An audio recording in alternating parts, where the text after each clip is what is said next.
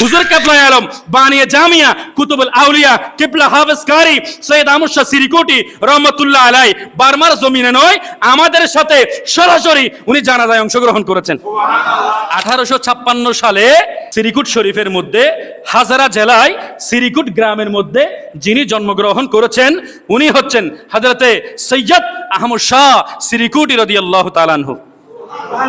একদিক দিয়ে হাসানি, আবার আরেক দিক দিয়ে হুসাইনি। আসলে হযরত সৈয়দ আহমদ শাহ সিরিকুটি রাদিয়াল্লাহু তাআলা আনহু উনি জন্মের পর থেকে একেবারে অল্প বয়সে হাফেজে কোরআন হয়েছেন।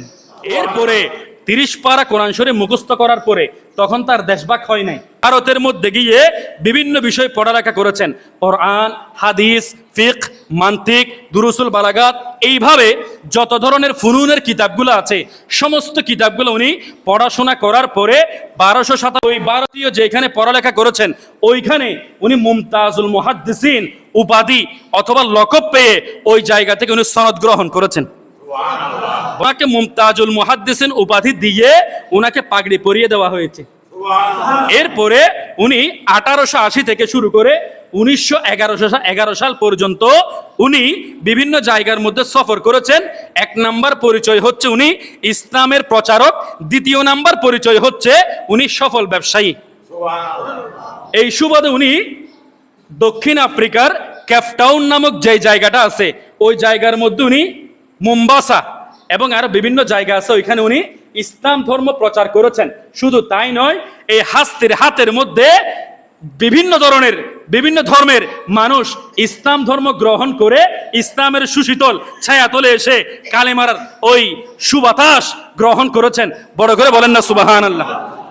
শুধু তাই নয়, 1911 সালে দক্ষিণ আফ্রিকার জমিনে সর্বপ্রথম কেপটাউন মোম্বাসার মধ্যে দক্ষিণ আফ্রিকার মানুষের জন্য, মুসলমানদের জন্য সর্বপ্রথম যিনি একেবারে প্রথম মসজিদ নির্মাণ করেছেন নিজের অর্থ দিয়ে, নিজের টাকা দিয়ে, নিজের পয়সা দিয়ে, উনি আর কেউ নয়, কুতুবুল আউলিয়া বানিয়ে জামিয়া কিবলা হাফেজ কারি সৈয়দ আহমদ শাহ সিরিকুটি রাদিয়াল্লাহু তাআলা আনহু। এরপরে উনি ওই জায়গার মধ্যে 1911 সাল পর্যন্ত ছিল। 12 সালের মধ্যে উনি ওনার আপন জায়গার মধ্যে চলে আসার পরে প্রায় মাঝখানে 7 থেকে 8 বছর প্রায় খাজাগান খাজা আব্দুর রহমান চৌরবি আরবি হিজরি অনেক ঘটনা আছে মাঝখানে। ওনার কাছে উনি বায়াত গ্রহণ করেছেন।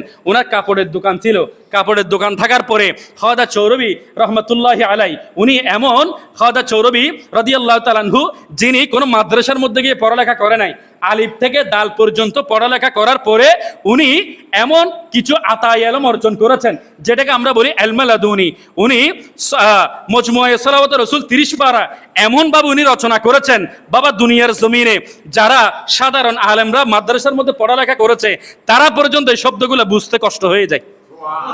শুধু তাই নয়, মদিনা বিশ্ববিদ্যালয়ের মধ্যে একজন প্রফেসরকে যখন দেখানো হয়েছে, উনি যখন এই মজমুয়ে সালাওয়াত রাসূল এই বিষয়টা দেখেছেন, দেখার পরে বলতেছে যে উনি এই কিতাবটা কোনো অনারব ব্যক্তির দ্বারা লেখা সম্ভব নয়, অর্থাৎ যারা আরবের মানুষ আছে তাদের ছাড়া এত নিখুঁতভাবে আরবিতে এত সুন্দর একটা মজমুয়ে সালাওয়াত রাসূল, এত সুন্দর একটা কিতাব লেখা কখনো সম্ভব নয়। বড় করে বলেন না সুবহানাল্লাহ। উনি ওইখানে ওনার টাকা দিয়ে ওইখানে দারুল উলুম রহমানিয়া মাদ্রাসা যেটা ওনার পীর পর্দা করার পরে উনি ওইখানে খেদমত করেছেন। বাবা দেখেন পীরের এবং মুরিদের মাঝে যে সম্পর্কটা আছে এটা কিরকম হতে হবে, একেবারে উৎকৃষ্ট উদাহরণ যিনি দিয়েছেন উনি হচ্ছেন কিবলা হাফেজ কারি সৈয়দ আহমদ শাহ সিরিকুটি রহমতুল্লাহ আলাই। উনি ওনার জায়গা থেকে প্রায় 18 মাইল দূরে লাকড়ি কাঁধের মধ্যে নিয়ে ওনার পীরের দরবারে গিয়ে ওই পীরের দরবারে যেখানে দারুল উলুম রহমানিয়া হোস্টেল আছে ওই হোস্টেলের জন্য উনি লাকড়ি নিয়ে যেতেন। বড় করে বলেন না সুবহানাল্লাহ। উনি সিরিকুট থেকে ক্যালকাটা দিয়ে বার্মা শহরের মধ্যে উনি যেতেন। কোথায় বাবা?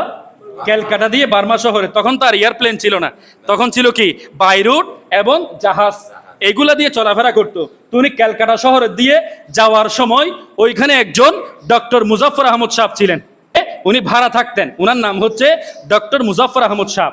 উনি আমার হুজুর কিবলা আলম কুতুবুল আউলিয়া বানিয়ে জামিয়া যখন ক্যালকাটা দিয়ে কোন জায়গার মধ্যে যেতেন, বার্মা শহরের মধ্যে যেতেন, তখন ওনার ঘরের মধ্যে অবস্থান করতেন। ঘরের মধ্যে অবস্থান করায় ওনার যেই স্ত্রী ছিল ওই স্ত্রীকে উনি বেটি ডাকতেন। সুবহানাল্লাহ।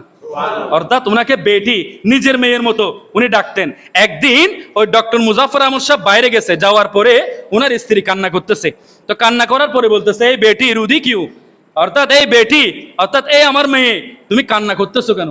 তখন ওই ডক্টর মুজাফফর আহমদ সাহেবের যিনি স্ত্রী আছে উনি বলতেছে যে, পীর সাহেব হুজুর দেখেন, আমি তো এমনি এমনি কান্না করতেছি না, আমরা বিয়ে হয়েছে অনেক দিন ধরে হচ্ছে, কিন্তু আমাদের ঘরে সন্তান হচ্ছে না।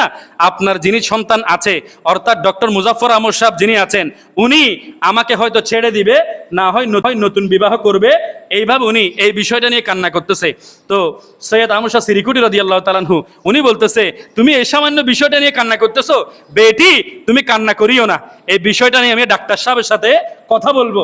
এই কথা বলার পরে আমি সংক্ষিপ্ত করে বলতেছি, উনি যখন চলে গেলেন, ডক্টর মুজাফফর আহমদ সাহেব উনি বাড়ির মধ্যে আসলেন। আসার পরে বলতেছে, ডাক্তার সাহেব আপনি তো এরকম করতে যাচ্ছেন যে আপনার স্ত্রীকে ছেড়ে দিবেন, আপনি নতুন বিবাহ করবেন, আপনার এই স্ত্রীর মাধ্যমে সন্তান হচ্ছে না, আপনি কি এরকম চিন্তা করতেছেন?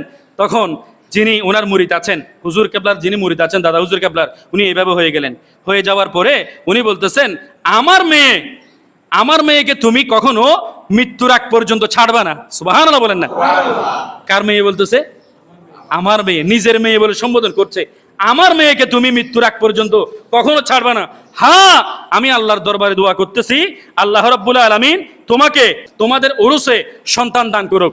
এইভাবে দোয়া করার পরে 1943, 44, 45 এই সময়কালের মধ্যে আল্লাহ রাব্বুল আলামিন যে নিঃসন্তান দম্পতি আছে, পীরের সোহবতে, আল্লাহর ওলির নজরে করমে, আল্লাহর ওলির দোয়া দিয়ে আল্লাহ রাব্বুল আলামিন ওই নিঃসন্তান দম্পতিকে 2টা সন্তান দান করেছেন। একটা হচ্ছে শামসুল ইসলাম, আর একজনের নাম হচ্ছে আমিনুল ইসলাম। বড় করে বলেন না সুবহানাল্লাহ। শুধু তাই নয়, উনি যখন বর্মা শহরের মধ্যে গেছে, যাওয়ার পরে ওই জায়গার মধ্যে উনি একটা হুজরা শরীফ ছিল, অর্থাৎ বর্মার মধ্যে যেটা বাঙালি মসজিদ আছে, ওইখানে একটা হুজরা শরীফ ছিল। হুজরা শরীফের মধ্যে হুজুর কেবলা আলম ওই জায়গার মধ্যে অবস্থান করতেন। তো ওনার যেই সন্তান ছিল তার মধ্যে একজন হচ্ছে হযরত সালেহ শাহ রহমতুল্লাহ আলাইহি, যিনি হযরত তৈয়ব শাহ কেবলা রহমতুল্লাহ আলাইহির বড় ভাই। হযরত সালেহ শাহ রহমতুল্লাহ আলাইহি, যেটা আমরা হয়তো অনেকে জানি না, হযরত সৈয়দ সালেহ শাহ রহমতুল্লাহ আলাইহি উনি 1925 সালে রোগাক্রান্ত হয়েছেন, অর্থাৎ ওনার শরীরের মধ্যে রোগ ধরা পড়েছে। 1928 সালের মধ্যে উনি মৃত্যুবরণ করেছেন, দুনিয়া থেকে পর্দা করেছেন। এইভাবে তখন ওই অবস্থার মধ্যে সন্তান আছে সিরিকুট শরীফ, আর হুজুর কেবলা আলম আছে কোথায়? বর্মার জমিনে। তো এখানে সন্তান যে মারা গেছে, এটা হুজুর কেবলা আলম খবর পেয়েছে। খবর পাওয়ার পরে হুজুর কেবলা আলম একদিন আসরের নামাজ পড়ার পরে হুজরা শরীফের মধ্যে ঢুকে যাচ্ছে। ওই অবস্থার মধ্যে যেই সমস্ত মুরিদানরা আছে তাদেরকে বলতেছে, তোমরা এইখানে কাছে আসিও না, আমার খুব খারাপ লাগতেছে, আমি একটু এই জায়গার মধ্যে আমি অবস্থান করব। কোথায়? হুজরা শরীফের মধ্যে আমি অবস্থান করব, তোমরা এখানে আমার হুজরা শরীফের মধ্যে আসিও না। এইভাবে বলে সমস্ত মুরিদদেরকে উনি বের করে দিয়েছেন। দেওয়ার পরে ওই 1928 সালে ওনার যেই সন্তান সৈয়দ সালেহ শাহ রহমতুল্লাহ আলাইহি উনি ইন্তেকাল করেছেন। ওনার জানাজা অনুষ্ঠিত হচ্ছে পাকিস্তান সিরিকুট শরীফের জমিনে। হুজুর কেবলা আলম আছেন বার্মার জমিনে, যেখানে উনি বাঙালি মসজিদে হুজরা শরীফের মধ্যে অবস্থান করতেছে। হুজরা শরীফ বন্ধ করে দেওয়া হলো। দেওয়ার পরে ওইখান থেকে আর কোনো ওই জায়গার মধ্যে হুজুর কেবলা আলমের কোনো মুরিদান যায় নাই। যাওয়ার পরে ওইদিকে সিরিকুট শরীফের মধ্যে জানাজা অনুষ্ঠিত হচ্ছে, আর এই জায়গার মধ্যে হুজুর কেবলা আলম আছে। যেই সমস্ত পীর ভাইয়েরা, যেই সমস্ত মানুষটা পাকিস্তানের জমিনে জানাজা পড়েছে, সালেহ শাহ রহমতুল্লাহ আলাইহি যেই জানাজাটা তারা পড়েছে, তারা প্রত্যেকে বলতে লাগলেন, হুজুর কেবলা আলম বানিয়ে জামিয়া কুতুবুল আউলিয়া কিবলা হাফেজ কারি সৈয়দ আহমদ শাহ সিরিকুটি রহমতুল্লাহ আলাইহি বার্মার জমিনে নয়, আমাদের সাথে সরাসরি উনি জানাজায় অংশগ্রহণ করেছেন। আল্লাহর ওলিদের নজর বাংলার জমিনে নয়, দুনিয়ার জমিনে আছে, কিন্তু তারা তাদের বেলায়েতি নজর দিয়ে আল্লাহর আরশ পর্যন্ত দেখতে পায়। এইভাবে বার্মার জমিনের মধ্যে একজন মানুষ ছিল, উনাকে সবাই সুলতানুল আউলিয়া বলতো। কি আউলিয়া? সুলতানুল আউলিয়া। উনি ছিলেন মজদুব হালতের, কাপড় চোপড় একটু ময়লা, একেবারে কাপড় চোপড় ছিল একেবারে কি ময়লায় যুক্ত। উনি বিভিন্ন দিকে চলাফেরা করতেন, একেবারে মজদুব হালতে, কাপড় চোপড় ছিল একেবারে ময়লা। কাপড় চোপড় কি ছিল? ময়লা ছিল। উনি একদিন হঠাৎ করে হুজুর কেবলা আলমের কাছে আসলেন। আসার পরে বলতেছে, হুজুর আমাকে একটু বায়াত করান। আমাকে কি করান? বায়াত করান। এই বায়াত করার কথা যখন বলছে, হুজুর কেবলাই আলম বলতেছে আমি তোমাকে কিভাবে বায়াত করাবো? বলতেছে না হুজুর, আপনি আমাকে বায়াত করাতেই হবে। এই কথাটা যখন বলছে, হুজুর কেবলাই আলমের সামনে যখন মসজিদ বলিটা গেছে, যাওয়ার পরে বলতেছে তুমি বায়াত হবা? হ্যাঁ। বলতেছে আমি বায়াত হব। তাহলে তুমি যদি বায়াত গ্রহণ করো, অবশ্যই তোমার 5 ওয়াক্ত নামাজ আমার সাথে আদায় করতে হবে। ওই বান্দাটা বলতেছে, অর্থাৎ যিনি সুলতানুল আউলিয়া মজদুব আলী আব্দুল হামিদ শাহ আছেন, উনি বলতেছে আমি অবশ্যই নামাজ পড়বো। বলতেছে নামাজ পড়তে হবে এবং কাপড় চোপড় এগুলো ময়লা থাকতে পারবে না, পরিষ্কার পরিচ্ছন্ন হয়ে চলাফেরা করতে হবে। এই কথা যখন বলছে, হুজুর কেবলাই আলম ওই অবস্থার মধ্যে ওনাকে বায়াত গ্রহণ করালেন। করানোর পরে কিছুদিন উনি হুজুর কেবলাই আলমের পিছনে নামাজ আদায় করেছেন। নামাজ আদায় করার পরে কিছুদিন পরে উনি গায়েব হয়ে গেলেন। কোথায় চলে গেছে? আরে মজদুব আলী সুলতানুল আউলিয়া আব্দুল হামিদ, উনি কোথায়? উনাকে খুঁজতে খুঁজতে উনাকে আর পাওয়া যাচ্ছে না। ওই অবস্থার মধ্যে কিছুদিন পরে হুজুর কেবলাই আলম যখন একটা সফর সঙ্গীদেরকে নিয়ে একটা জায়গার মধ্যে সফর করতেছেন, ওই অবস্থার মধ্যে একজন বলতেছে, হুজুর ওই যে আব্দুল হামিদ, সুলতানুল আউলিয়া ওই যে আব্দুল হামিদ, উনি ওই জায়গার মধ্যে আছে। তো হুজুর কেবলাই আলম বলতেছে উসে বুলাও, অর্থাৎ উনাকে ডাকো, এই জায়গার মধ্যে ডাকো। ডাকার পরে উনি আসলেন। আসার পরে বলতেছে, কিরে তুমি তো আমার হাতে বায়াত গ্রহণ করলা, তুমি তো আমাকে কথা দিয়েছো নামাজ পড়বা, তুমি তো আমাকে বলেছো যে আমার সাথে সবকিছু ঠিক মতো করবা, তুমি কোথায় গায়েব হয়ে গেলা, কোথায় চলে গেলা? তখন ওই আব্দুল হামিদ শাহ বলতেছেন, হুজুর আপনাকে তো বর্মার মানুষ চিনতে পারে নাই, এই মায়ানমারের মানুষ আপনাকে চিনতে পারে নাই। আপনি যখন নামাজের মধ্যে দাঁড়িয়ে, আপনি যখন রুকুর মধ্যে যান, তখন যেই সমস্ত গাছপালাগুলো আছে, এই সমস্ত গাছপালা রুকুর মধ্যে চলে যায়। আপনি যখন সিজদার মধ্যে যান, এই সমস্ত গাছপালাগুলা একেবারে সিজদার মধ্যে চলে যায়। এইভাবে বলতে বলতে তখন বলতেছে, আমি হুজুর আপনার পিছনে যে কয়েকদিন নামাজ পড়েছি, এই কয়েকদিন নামাজের ওসিলায় কিয়ামতের ময়দানে আপনি একটু আল্লাহর দরবারে আমার জন্য সুপারিশ করিয়েন। বড় করে বলেন না সুবহানাল্লাহ। আরে টেকনাফ থেকে তেতুলিয়া, রূপসা থেকে পাথুরিয়া, কে দিল সুন্নিয়তের জোয়ার তুলিয়া, শাহেন শাহে সিরি কোটি বাংলায় আসিয়া, শাহেন শাহে সিরি কোটি বাংলায় আসিয়া, শাহেন শাহে সিরি কোটি